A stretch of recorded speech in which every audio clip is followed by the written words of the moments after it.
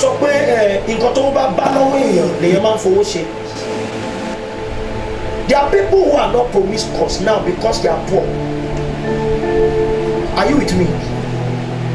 So poverty indeed is not synonymous with holiness. It is wrong to say that the poor man is not holy. Are you with me? But the fact that you are poor does not mean that you are holy. And in no generation has been wealthy, been equal to purity. Are you with me? Most of those artists is madness. May God not understand. Madness means if you have more money, the assistance you can give that you cannot get. Like that one was just for Keke. So if you want to stick with girls from your nation of origin, your stars, you just think enough money to shut down the temple. Shutting down the temple also means that no CCTV is allowed. So you can sleep with 10 people per day, but there will be no proof. That's what money can do. And in case of journalist issues, you have enough money, you can pay the person more. And if the person doesn't want to take more money, you can pay people who can emulate the person. Are you? Nothing that is of earthly value is an advantage to the kingdom where Christ is not the foundation. Remember, the plan is in the foundation. So when money comes, money is to advertise the plan. When influence comes, influence is to advertise the plan. When territory enlarges, it's still on the side of influence. When potency, when power comes, the errand of power is to give advertisement to the foundation, the plan in the foundation. That's the design. I think it's in the book of Psalms, chapter 127.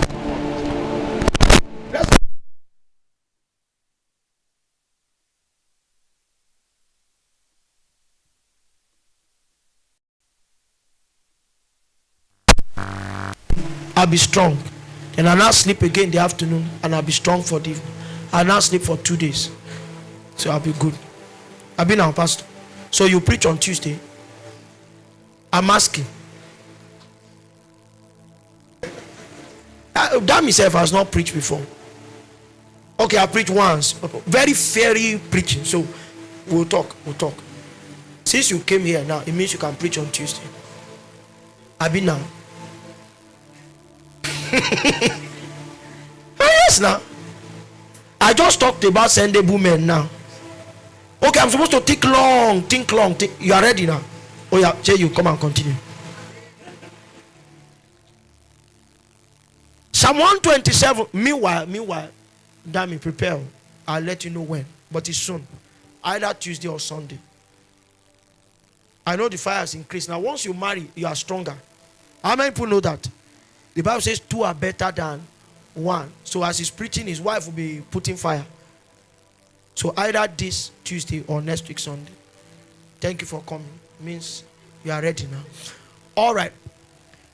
Except the Lord. Meanwhile, Dam is a pastor. He's not a media. He's not just a media guy. He has international ministry experience. Abina. He used to pastor in where now? What's wrong with all of you? He used to be a pastor in South Africa. Good. So he has international ministry experience. So prepare. I've been probing him. It means your books have opened. Your books have opened. I'm being very intentional. It means your books have opened. Except the Lord build the house. So the first thing we see here is that the Lord, and that's Yahweh because it's fully capitalized. So that's like God the Father. Except the Lord built the house. So leave the house, which is the product. One of the ways scriptures introduces divine identity is by divine activity. And that's how the Bible opens. So leave my scripture here. But if you go to Genesis 1:1, the Bible says, in the beginning, or in its accurate rendition, in beginning, God created. So that verse is not only showing what God did, is also helping us know one of the identities of God, that God is a creator. Are you with me? The most important aspect of any revelation is the introduction of God. Every other thing is secondary.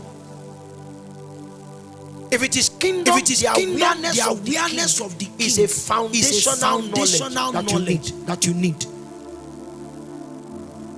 So the Bible says, except the Lord build. So the first thing to understand is that God is a builder. And if you exist in his image and likeness, there are building possibilities that are captured within your possibilities. One, that's likeness. Image. It means that there are building structures that God has put inside you. So somebody says, I can't lay foundation. I don't know how. I'm saying that if you are saved, which is a recovery of the distorted image and the exchange of Adam's acquired likeness, it means that you have building possibilities. Everybody here can lay this foundation. The structures may not be alive, just like your house can be dark. It is not a testimony that there is no generator there. It doesn't even mean that you don't have money for fuel. It just means that somebody has not labored enough to put it on. That's why I said many times when the foundation is an act of betrayal. You know what to do. But you've reasoned that it's no longer popular to do it. Or that is too costly. You know petrol is costlier than candles. Do they even still have candles around? Jesus, thank you. There was one time only candles. That's what I knew. When I go to buy and I see church people, I put it in my pocket. By the time I get to the candle will be broken. Man, I suffered. You know that old rug that I used to use. One edge. If you remember, one edge was burnt. We lit candle that night. We now slept. It was Jesus that saved us from burning down the house. The whole edge of that rug was burnt. Candle. It's cheaper than petrol. But it does not produce light like petrol. So why some people teach Christ is that it comes at a cost. You will in Nigeria now. You will not be a major conference speaker if you preach Christ as foundation. Making money is sharper. Or faith is easier. There are faith teachers who do not draw faith into Christ. They advertise faith in a limbo. Faith is advertised many times as positive existence. I can make it. We make it because it is possible to make it. We make it. That's not faith. You cannot have faith in the atmosphere. Your faith must be locked into a personality. So one of the streams, or the foundational doctrines of Christ is faith towards God. Your faith must be directed at unshakable reality. It's no longer popular. God is a builder. And if a man introduces himself as a builder, it means that as a master builder, it means that God is the grand master of building. What Paul was advertising was wisdom drawn from the master builder. You see, in the building thing, going to school is not an advantage. You will still need to be an apprentice on the field. Not so.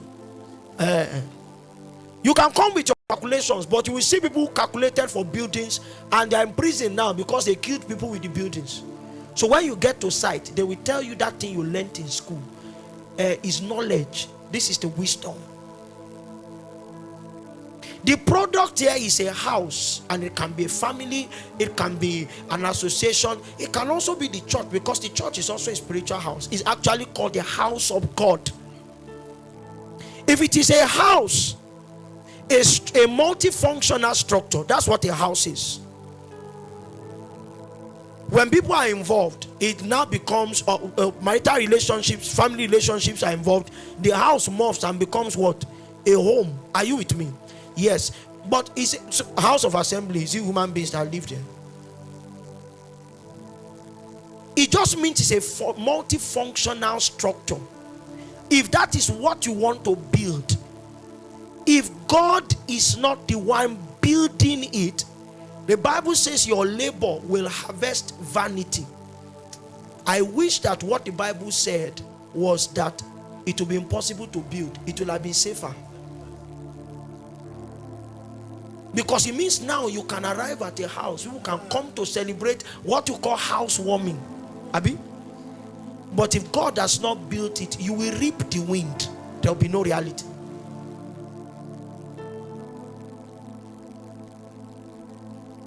I feel sad. I feel sad.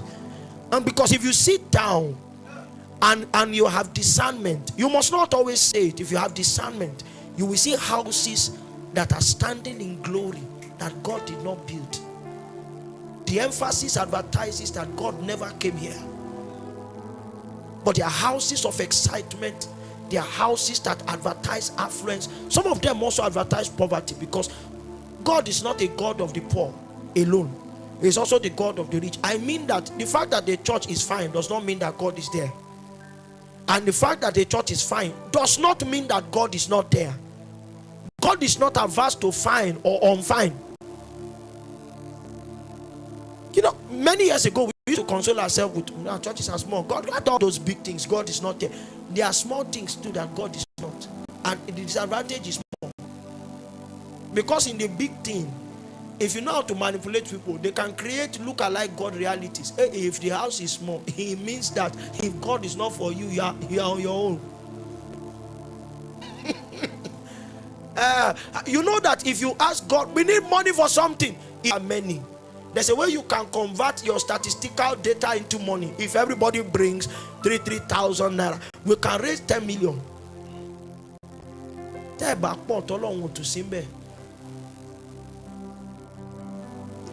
Oh, Juario. It means as we see. They say I should be interpreting what I'm saying. I mean, there are not many and God is not there. It means you can't mimic the realities of God.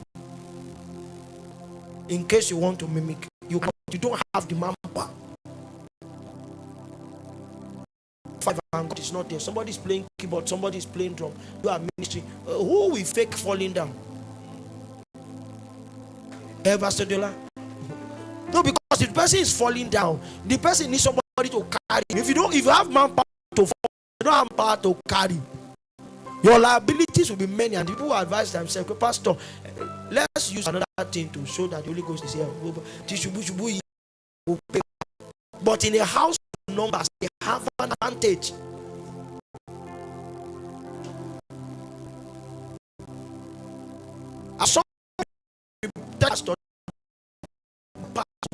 Every minute, and you find them and checkmate them. Even if you say God is raising a disease as we fall down, and they will have is to encourage you that God is here. So sometimes when I say, hey, it's a brother that we're looking, I don't know what God is doing to you, so don't encourage. I went somewhere, I said, there's an elderly woman, you're under the yoke of witchcraft. Somebody came, I said, maybe God is doing something. But what I saw, it took me about 8 minutes.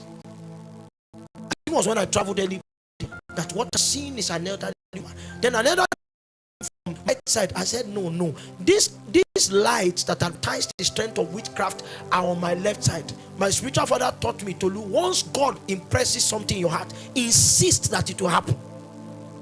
Don't take, because if I had prayed for that other woman, this woman will have gone back home in bondage. And you see, the witches, there were 5 of them. They were depicted by little lights. They formed like a bond around, it was around a particular area.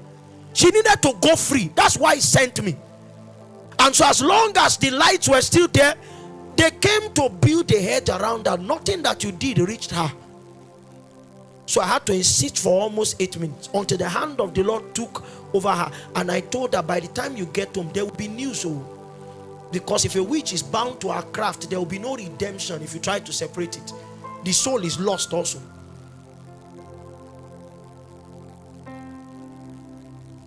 The realm is real. Except God builds, you can build. The first estate owner in scriptures, estate builder in scriptures, was a man who walked away from the presence of God, came, built a rogue city. And the city gave expression to all kinds of things, technological advancements, fashion, makeup technology, all kinds of, even weaponry came out of that city. But God was not in it.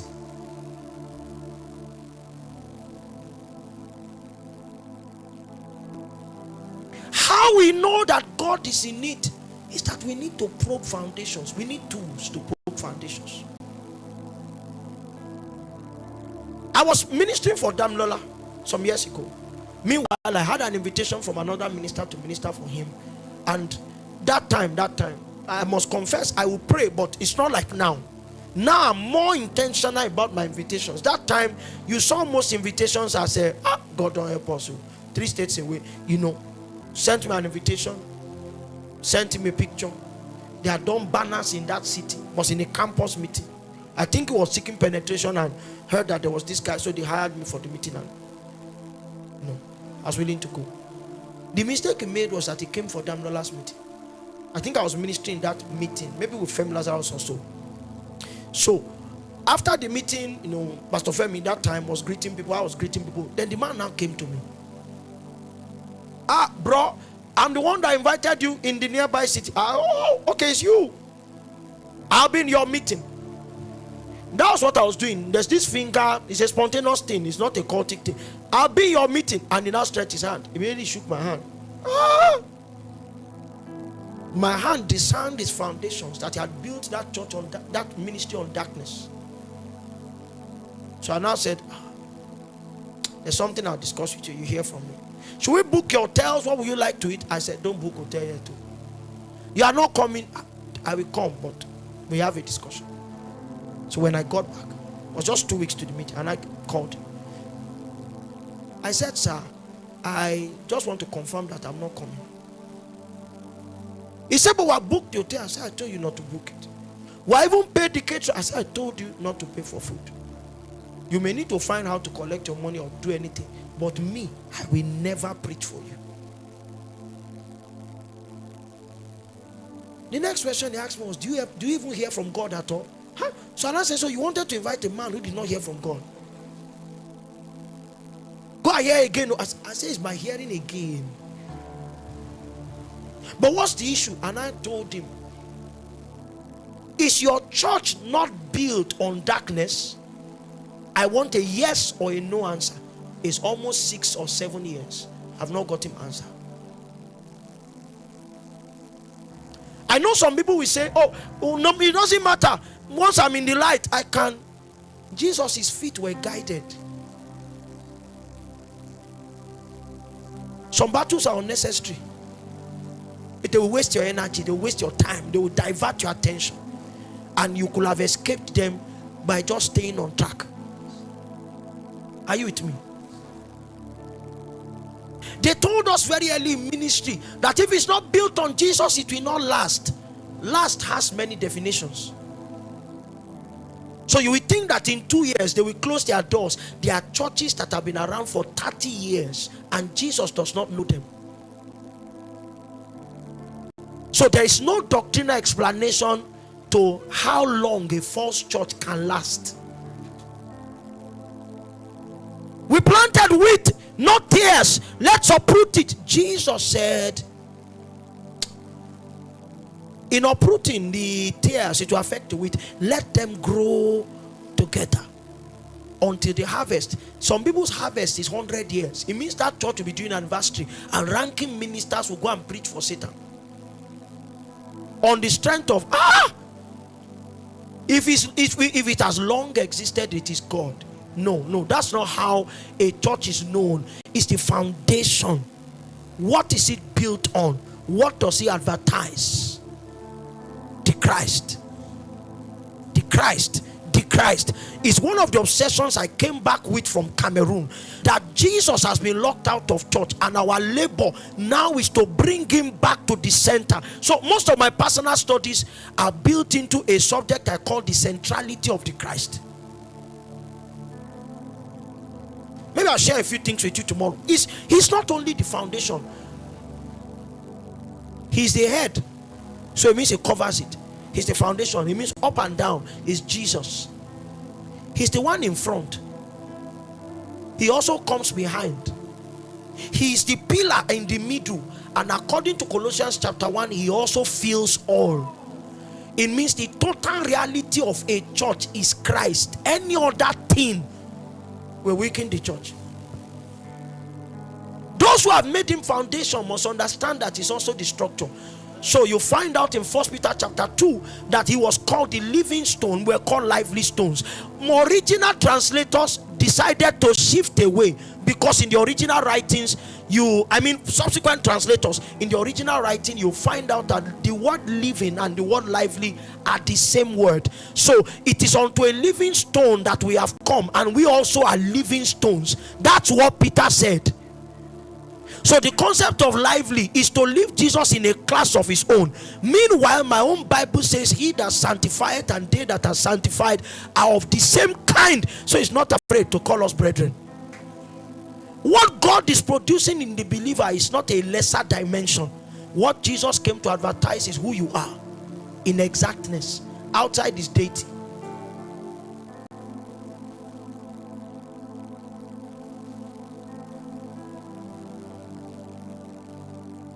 They labor in vain. So you understand why Paul is a wise master builder. Because everywhere labor produces vanity. What does the Bible say about those men? No, now. Every time labor produces vanity, what does Proverbs say about such men? It means that they are foolish. What they lack is the ingredient of wisdom. So Paul is saying, I'm building.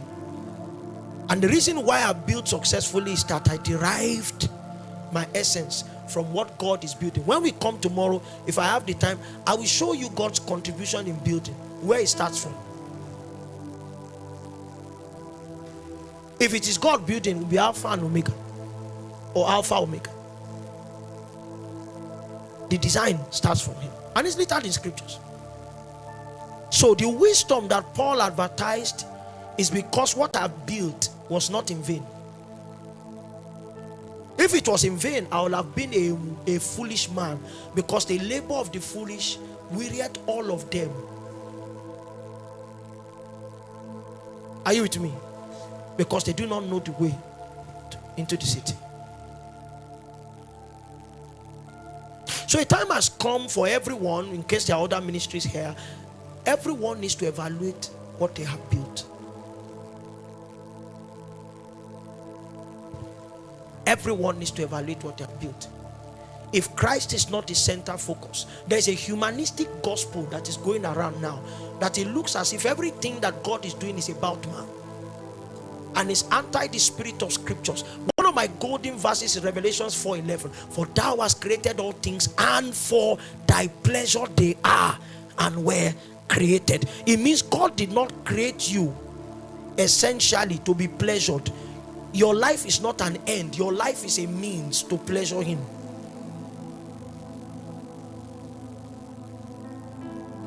Because of time, let me invite you to prayer. My prayer point is not built into church building. Because if we go beyond verse 11 into 12, 13, 14, you see that Paul's emphasis shifts from building the church. He now introduces the believer to the believer as the temple of God. It means just like ministries have to be founded always on the foundation called Jesus Christ, that means your life is a lie if it's not on Christ. What people see is the structure of the temple, but what makes your life valid, what makes it a living temple, one in which God, the realities of God can be trapped, is that when we look down and we test what is down, it is Jesus Christ. You are a house. And if God is not building you, the attempts to build yourself will end in vanity.